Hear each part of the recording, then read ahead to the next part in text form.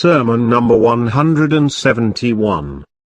When he decided to fight the enemy face to face at Siffin.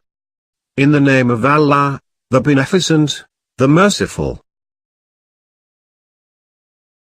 Am I Allah, sustainer of the high sky and the suspended firmament, which thou hast made a shelter for the night and the day, an orbit for the sun and the moon and a path for the rotating stars, and for populating it thou hast created a group of thy angels who do not get weary of worshipping thee.